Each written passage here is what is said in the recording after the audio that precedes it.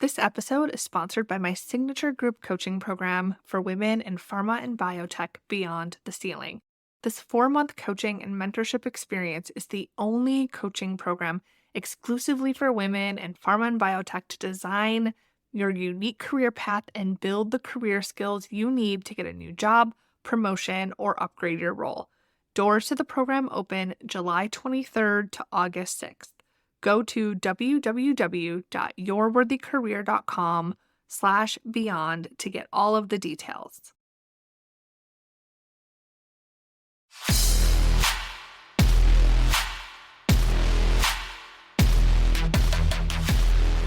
Welcome to Your Worthy Career, a podcast for women in pharma and biotech with me, Melissa Lawrence.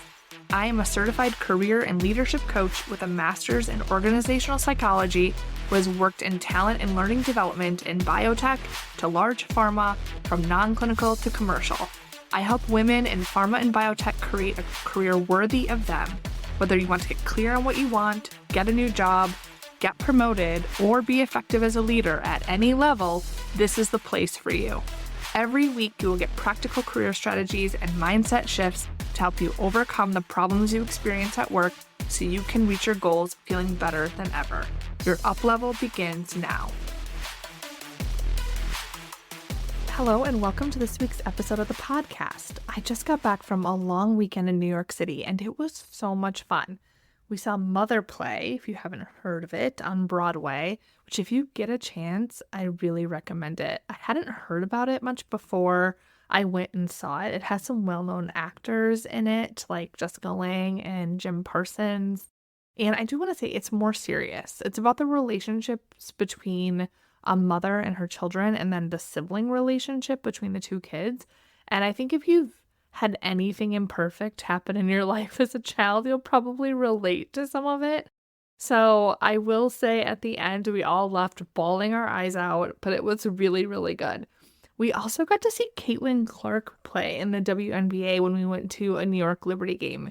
And I just want to say that was my first WNBA game. We've done more with men's basketball because Ellen has always been a big men's college basketball fan. So we've always done that. And I was like, we need to watch some more women play. So we've been getting into that more. And so we wanted to go see this game. And we spent an entire day in Brooklyn. And that was an adventure. So I'm sure you can relate. I say all of this to say I'm a little tired.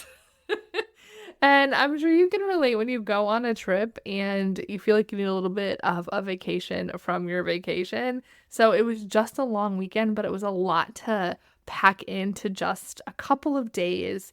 And I'm not necessarily rested, but I am filled with great memories, bagels, and pizza. So probably helping me feel more tired. So I hope that you also have some really fun adventures planned. And now let's get into a different kind of adventure, and that is navigating work.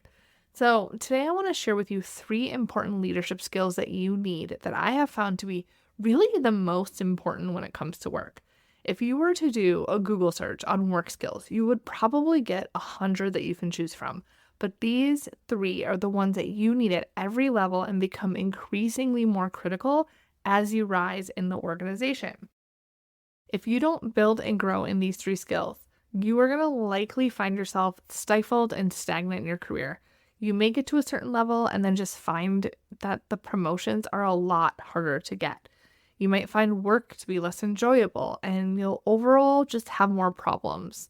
So enough of the lead up, right? Let's just go ahead and say what these 3 skills are. I'm sure if you're a longtime listener, these aren't going to be a big surprise for you.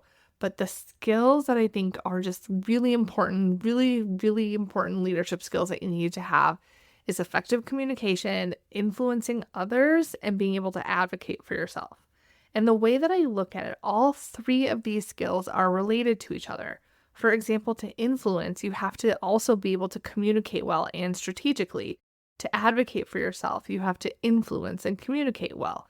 So these 3 skills are very present in my group and one-on-one coaching spaces. When you can do all 3 of these things well, it will impact every part of your career, from the way that you work to how easily you get resources or headcount to how well you navigate the job market, how much your leadership advocates for you, how easily you get promoted, and the little things that make a big difference in your day, like that guy who is always a problem in your meetings suddenly won't be anymore. Now, I've talked about each of these skills in different ways in prior episodes. So if you want to dig deeper, you can always go back and scan through the other 180 plus episodes to find the ones on these topics that are going to drill down on a more micro level. But for today, let's talk about what each skill is and the tips for improving it. The first one, communication. Now, how I define being an effective communicator is that you can clearly articulate your thoughts and deliver them in a way that your audience understands. When I see most people get stuck is that they can deliver their thoughts, but other people aren't understanding them. This is often because they aren't leading with the right information or providing the context in a digestible way. With my clients, I have them take an assessment that shows them their strengths and blind spots when it comes to communication skills. We then use that tool to understand their stakeholders' needs and deliver the message in a way that is going to be well received. It really takes the guesswork out of being an effective communicator. You have a roadmap that tells you what to do in conflict, how to build relationships, how to best deliver your message. It's pretty neat. So something you can try to build your communication skills is to first reflect on where you think your strengths are and where you run into trouble. Are there certain people, certain meetings, situations that you find yourself not communicating well? Have you gotten feedback about your communication before? What was it? Another thing you can do is be more strategic in your communication. Before going into any conversation, just take a minute to write down what outcome you want from the conversation, and then consider what the other person or people's perspectives would be. What are the questions that they might have? And then also include your high-level talking points just to keep yourself on track so you don't ramble too much. This alone can save you unnecessary time in conflict and get your message across more clearly. Because remember, being an effective communicator is that you can clearly articulate your thoughts and deliver them in a way that your audience understands. You need all aspects of that definition. Now, the next skill is influencing others. I define this as the ability to help other people see the value in your thoughts and ideas. You can communicate your message well, but if your audience doesn't trust you, think you know what you're talking about, or like you very much, they may not listen.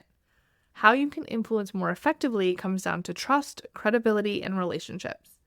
Influencing is also how you manage up. It helps your boss help you. It helps you get a bigger budget, better resources to get promoted, to get your ideas heard.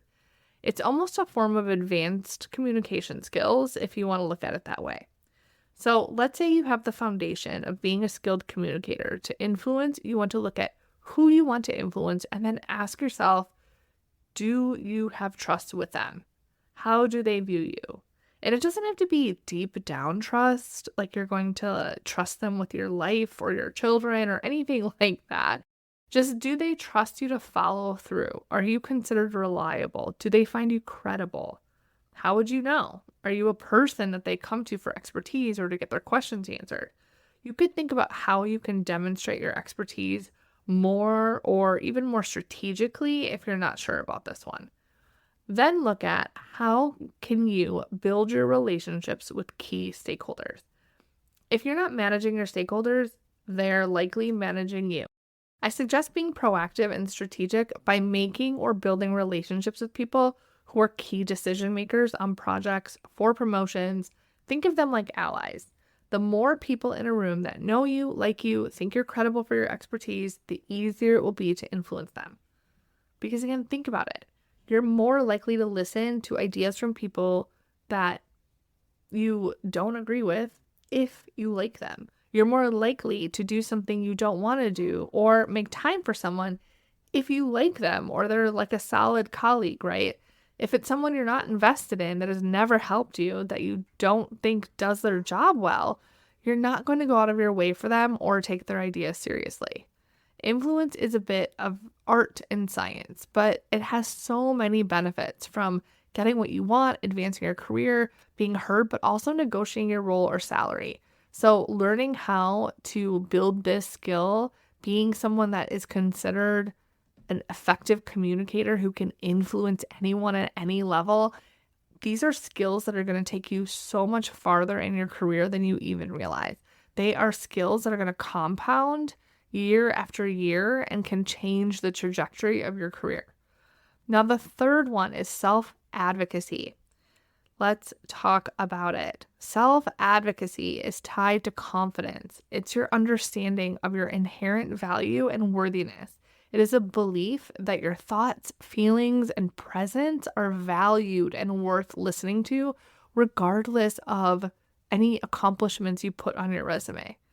Now, like I said earlier, these skills are all related and connected to each other. If you communicate well and can influence, but you don't have the confidence to speak up, if you question if you're smart enough, if you feel inferior with other people in the room, then you aren't going to be as happy in your career. We all want to feel like we belong and have some element of seeking validation, but that belonging and validation has to start with ourselves. We have to know we belong, believe it, to see the value in our thoughts and ideas and validate our worth first. We can't wait for strangers or other people with their own issues to tell us we're smart enough to speak up. We have to have this self-confidence first so we can advocate for ourselves. Because if we don't believe in ourselves, how can we expect others to? So let's say that you have the communication skills. You have the ability to influence, and now it's time to advocate for yourself by speaking up and sharing your ideas, even when you aren't sure that they're going to be well received. Now, many of my clients have no problem advocating and speaking up for other people, but they struggle to do it for themselves. And this is all tied to your self-confidence. But the good news is that this is a skill that you can build. You can become more self-confident and advocate for yourself, and this can be actually very easy. Now, I would say for my clients that self-confidence is probably the first thing that they have a big transformation in. They all report big changes in how they think about themselves, their value, their work, and find themselves fearlessly speaking up, sharing ideas, scheduling meetings with senior leaders. So believe me, this is something that you can build, and it happens in just a couple of weeks. It's crazy how we can have issues with self-confidence. I was there too. This was something I used to struggle with for years and years. Maybe it's something that you have struggled with your whole life, and you can improve it in just a few weeks. And the same goes with all of these skills. They are simple and easy to learn, and what makes learning them with me different is that it isn't just the consumption of learning a new tool or strategy. You're implementing it in real time with me, so you have accountability, a personalized plan to apply the tool or strategy to your unique situation. You know exactly what to do, what to say, you know how to get feedback, and you're getting feedback. You're measuring your progress. You know what's working and what isn't. So it's very difficult to fail because you have so much support and you're applying what you're learning. A lot of skill development just fails because it's passive. You go to a class, you read a book, you listen to a podcast even, like this one, and then say it was really interesting and maybe you had a takeaway, but then you move on with your day. And when you invest in coaching, you're getting the application to your specific situation and your specific brain. So you know that you're implementing it correctly and you have the support and accountability to troubleshoot. All right, so let's wrap this up. The 3 critical leadership skills you need to be successful and advance in your career is to be able to communicate effectively, influence others, and advocate for yourself. Thank you for tuning in today. I will talk to you next week.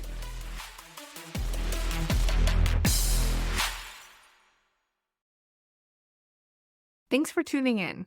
If you're ready to advance your career in pharma and biotech, I want to invite you to join Beyond the Ceiling.